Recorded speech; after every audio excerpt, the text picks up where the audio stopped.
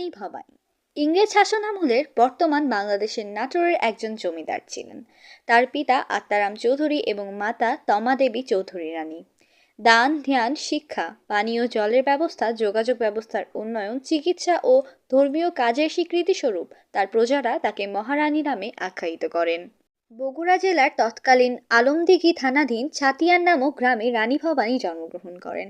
খুব অল্প বয়সেই তার বিবাহ সম্পন্ন হয় নাটোরের জমিদার রাজা রামাকান্তের সাথে। 3টি সন্তান ছিলেন, যার মধ্যে শুধু তারাসুন্দরী দেবী জীবিত ছিলেন। পরবর্তীতে তিনি রামকৃষ্ণকে দত্তক নেন। 1802 সালে রানী ভবানীর মৃত্যুর পর তার দত্তক পুত্র রামকৃষ্ণ রাজভার গ্রহণ করেন। 1748 সালে 1153 বঙ্গাব্দে রানী ভবানীর স্বামী রমাকান্ত ইন্তেকাল করলে নবাব আলীবর্দী খাঁ রাজা রমাকান্তের স্ত্রী রানী ভবানীর উপর জমিদারি পরিচালনার দায়িত্ব অর্পণ করেন। রানীর শেষ জীবনে নাটোরের রাজ্যের অধীন ভূমির পরিমাণ ছিল 12,000 বর্গ মাইলেরও অধিক। রানী ভবানীর স্মৃতি বিজড়িত মূল ভবনটি রানী ভবানীর রাজবাড়ি, অর্থাৎ ঐতিহ্যবাহী নাটোর রাজবাড়ি।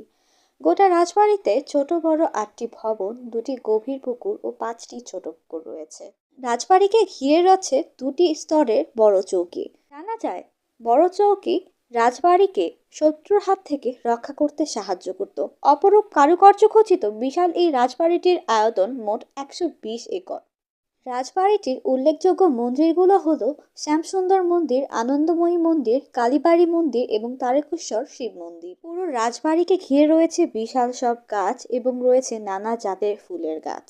একটি ভিডিওর মাধ্যমে কখনোই কোনো স্থান বা কোনো ব্যক্তির সম্পর্কে সম্পূর্ণ তথ্য দেওয়া সম্ভব নয়। তবে আজকের ভিডিওতে আমি চেষ্টা করেছি যাতে আপনাদের কাছে নাটোরের ইতিহাস কিছুটা হলেও পৌঁছতে পারি। আশা করছি আমি এই কাজটি কিছুটা হলেও সম্পন্ন করতে পেরেছি।